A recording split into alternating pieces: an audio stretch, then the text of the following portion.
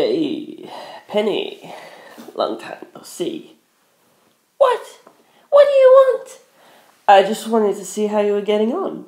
I don't want to see your face ever again. Don't say that. I'm dying here. You heard I was working for the Joestars, right? I'm not lending you money, and no matter what trouble you're in, you'll get no help from me. That's not it. I got no money, true, but I don't need that. I saw something strange. Strange. That word finally snapped me out of it. Edward was nothing like he'd been when Tsukimijuku and I last spoke to him, where once he'd been an alpha male and treated Penelope like his property. Now Edward was genuinely terrified, his voice shaking, his face pale. He was downright begging for Penelope's help. Come on, George, leave him be. He's a great actor, always was good at making people pity him. Penelope snapped. Really? Acting? This was a performance? Nah, I'm serious. Listen, please. I saw this creepy guy with wings. Shut up and go away. I was so scared. It was too dark to see his face, but he's after me. I don't care. Take care of it yourself. I just know he's gonna kill me, Penny. Have a heart. You gotta listen. He's like a moth in the night, tapping softly on the wall. Shut up, shut up, shut up! You never once listened to a word I said about the clown. Serves you right. I couldn't be sorrier about that. Honest. It was all my fault. So please, just stop a second. Don't go digging up the past. Listen, 2 nights ago I went out to see this girl I've been seeing, Prunella. I don't want to hear about it. You gotta listen. I don't love her anything like as much as I loved you, I swear.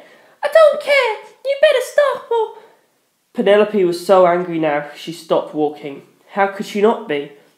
When the case of Xavier Cortez broke, Edward had split without even saying goodbye. Even after Penelope had shut herself in, Isabella said she spent a while waiting for him to come back. And now he shows up, talking about his new girlfriend, even though he never bothered breaking up with his old one. The worst thing a man could do, let alone an ex.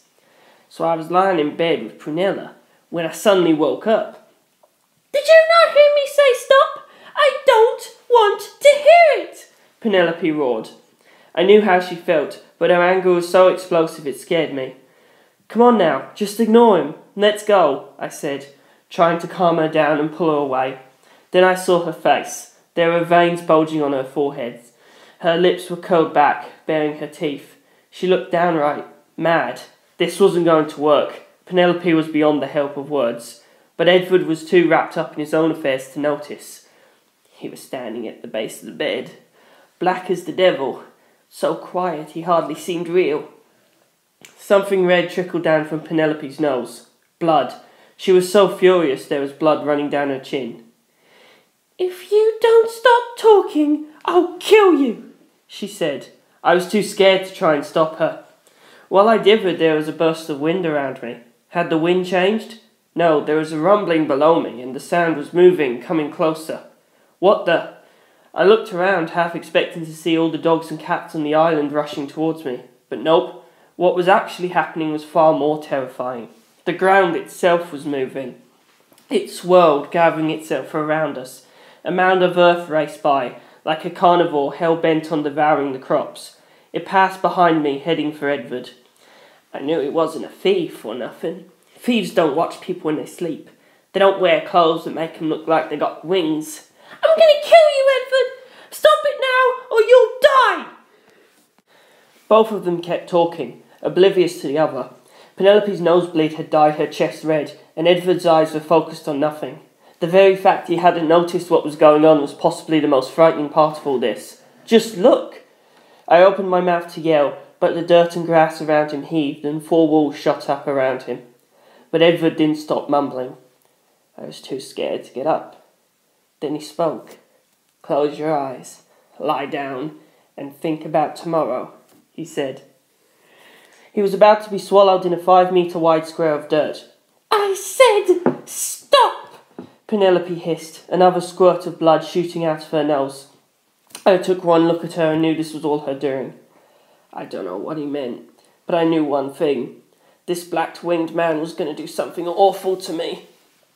Just before the earth wall swallowed Edward completely, I saw a black figure standing behind him. It had a round nose and a hat and big hair. A clown. The walls closed together on top, closing Edward in with the dirt clown. The locked room was complete. If you'd stopped, you'd have lived, Penelope raged.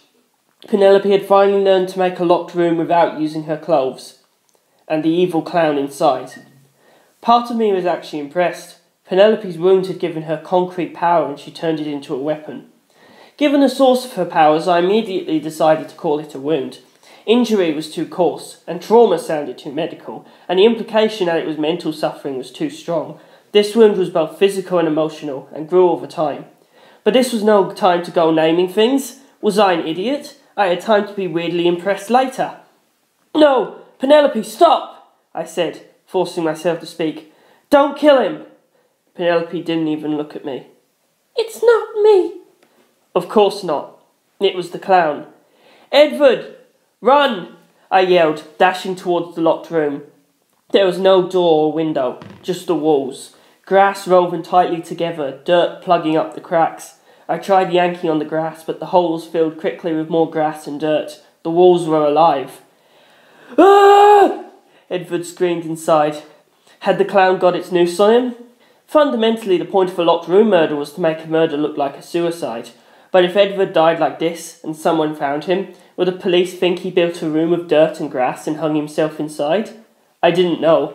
But without evidence showing how the locked room was built, without proof it was murder, would the police have any choice but to rule it a suicide? If so, Penelope's locked room murder would be a success. But I wouldn't let that happen. I wouldn't let Penelope murder anyone. I ripped into the grass and dirt walls, forcing a hole open. I had to work faster than the automatic recovery. I got the hole large enough to check on Edward. I couldn't see most of him, but his feet were dangling in the air, kicking. He was hanging. "Stop, Penelope! Don't make a locked room! Break this locked room down!" I shouted, making the hole even wider. Before the grass and dirt could fill it in, I dove in. "No! Don't, George! Come out of there!" Before Penelope's cry finished, the wall closed behind me, muffling her voice. I turned around just in time to see the hole close completely. Edward was dangling from the ceiling, a rope of glass around his neck. Behind him, an earthen clown dangled upside down from the ceiling. "Why'd I jumped in here?" I yelled. There was a snap as the rope dropped down from the ceiling and pulled tight around my neck. It yanked me into the air, hard. The grass dug into my throat, breaking the skin, but I barely noticed. The weight of my body nearly made me blank out instantly.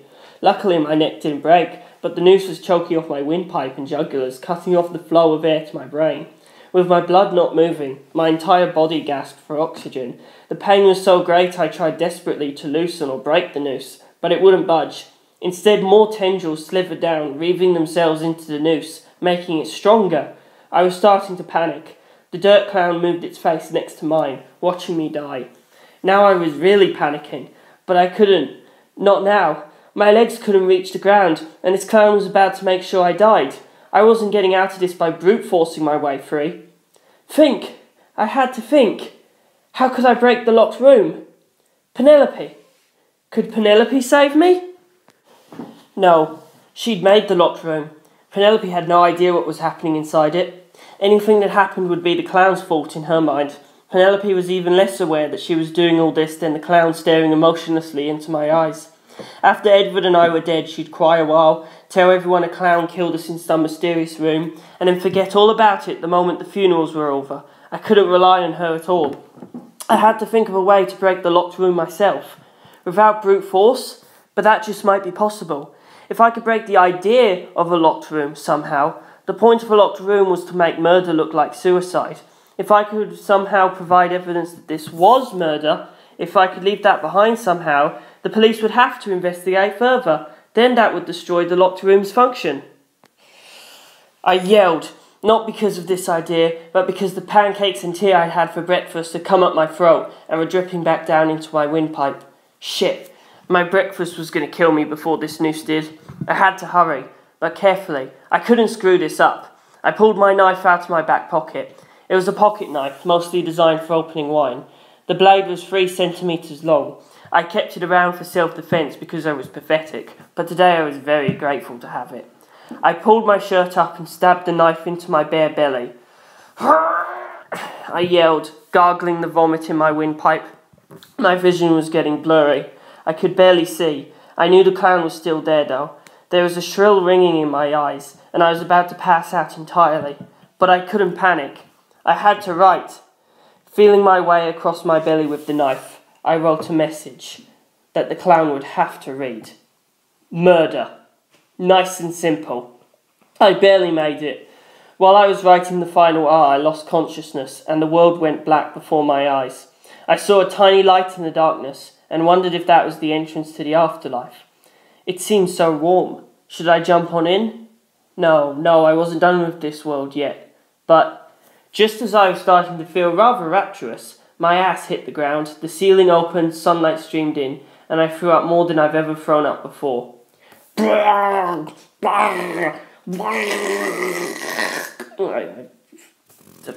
apologise for that noise.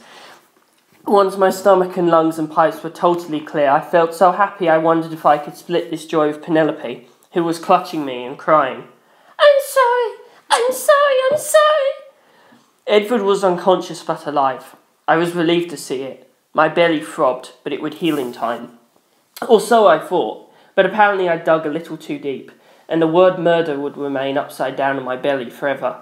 When the doctor told me this, I gaped at him, and Penelope started crying again, and a familiar voice from the hospital room door yelled, George, who did that to you? And I turned to look, and saw Lisa standing there, a little taller, her hair much longer and even more beautiful.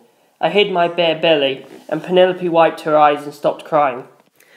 They're still bullying you. Murder? Is that a threat? George, what have you got yourself mixed up in? Lisa was jumping to conclusions. 4 years had done wonders for her, but the gulf between her insides and out was already getting on my nerves. No, I did this myself. Don't lie to me. Nobody would ever do that. I had a good reason. Then explain it to me this instant. Shut up! I don't have to explain everything I do to you, I said dismissively. Lisa clamped her mouth shut, her lip quivering, tears in her eyes. Ah, crap. Sorry, Penelope said, standing up. It's all my fault. Forget it, Penelope. It doesn't matter now. But this is the Penelope Mama Erina mentioned? Lisa said, glaring at us. I suppose I should introduce myself. I'm Lisa, right? George and Erina told me about you. Don't you call me Lisa. My name is Elizabeth Straits, Senorita. I cringed. Fireworks were flying between them. Penelope looked ready to make a locked room around Lisa and summon that clown. I had to do something, so I forced myself to speak. What brings you here, Lisa? You coming home with us? Mum will be glad to see you. Or did you already talk to her? Did you go see her first? I suppose you wouldn't know to come here otherwise. We kept your room the way you left it, so... Finding you here was a coincidence, George, Lisa interrupted. I had a question for the doctor here, and saw you'd been hurt. I was a little surprised, that's all. Her tone had softened to my relief. A question for me, the doctor said. Have you had patients coming here claiming to have seen a man with wings, or a man like a moth? So much for my relief. I just heard that exact story. Edward's words. A creepy guy with wings. Penelope looked as stunned as I was. Yeah, the doctor said. We've had a lot of patients wondering if they were having a nervous breakdown. Lisa nodded as if she'd expected that answer. I checked with the police as well. They have quite a collection of reports of this man, and the citizens have formed a watch to search for him. Really? I'd no idea. I barely ever left the house, so I was out of touch with the goings-on around town. At first I thought it was a trick of the light or an illusion, the doctor continued. But more and more people came, so I was forced to conclude it's some sort of mass hysteria. A delusion everyone believed. He paused and sighed deeply. But truth is, he came to me last night, this man with black wings. He really exists. That was no delusion. I don't know if he's of this world or not, but he is real. The delusion even reached the doctor. Should he still be examining people? I looked at Lisa concerned. Do you remember what happened 5 years ago, George, when Straits and the others came and told everyone not to leave their houses? Of course I remembered. A chill ran down my spine. Is that happening again? Yes. This time will be thorough. I was scared now. He spoke to me, the doctor said, his eyes as glazed over as Edward had been. Close your eyes, lie down, and think about tomorrow, he said. The exact same line, word for word, even scarier. Don't do as he says, Doctor, Lisa said. Lock yourself in your house tonight, and if anything frightens you, retreat even further inside. The way she put it was the scariest. What happened 5 years ago? Penelope asked me. I remember locking myself in, but... I couldn't begin to answer. The three of us walked home in silence to find Straits and Mum sipping tea in the parlour. The mood was hardly pleasant. In fact, it was so tense I wanted to cry. There was no escape anywhere. Everything on the island was terrifying.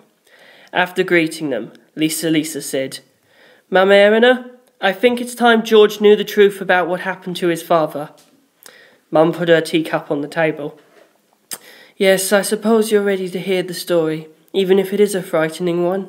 No, I definitely wasn't, but I couldn't say that to even shake my head. I was already too scared to move.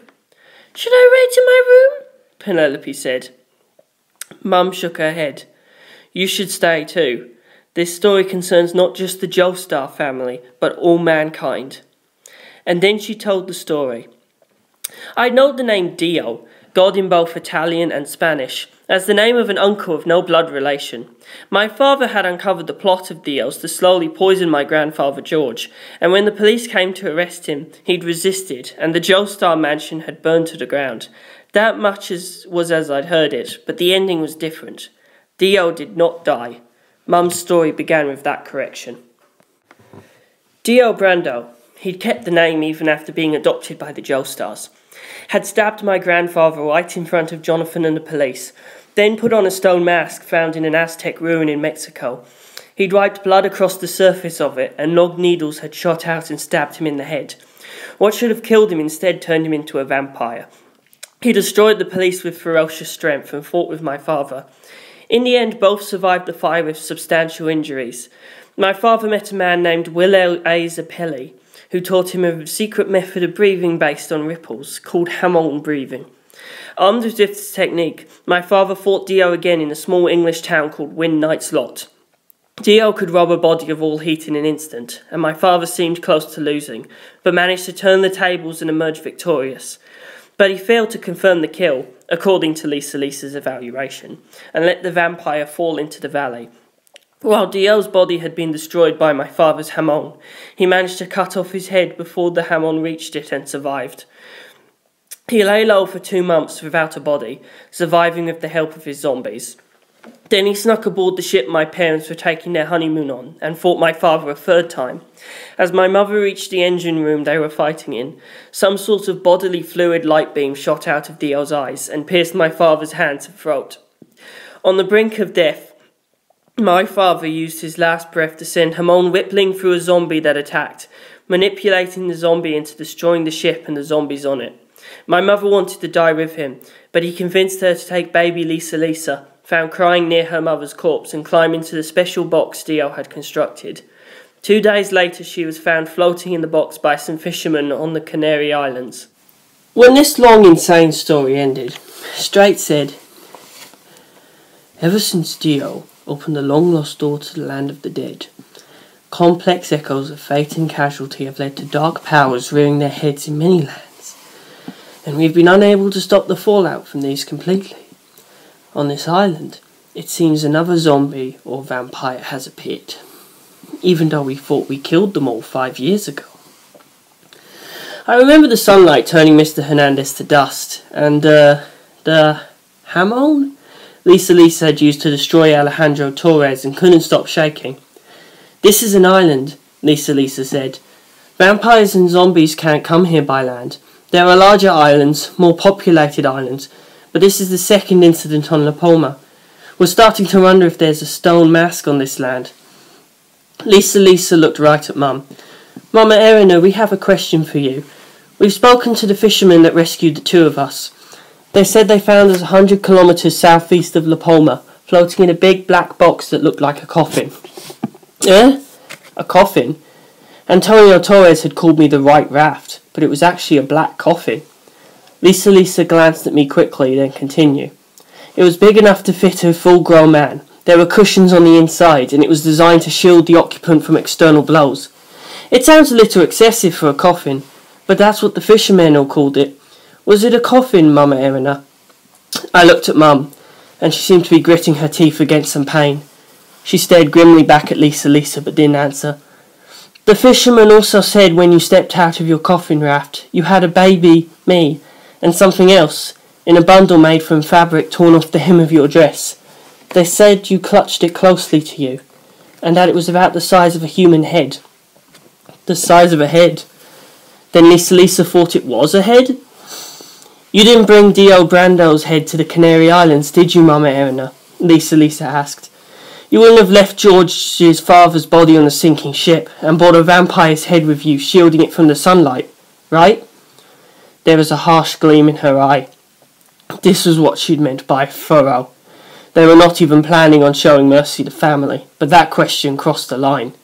Mum would never leave Dad behind. Lisa, you're being ridiculous, I said.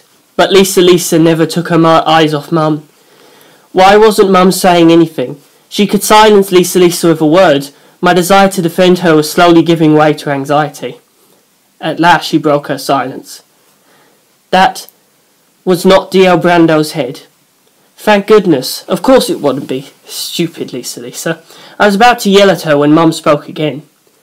That was the head of my husband, Jonathan Joestar. For the first time in my life, I was scared of my mum. End of chapter 3.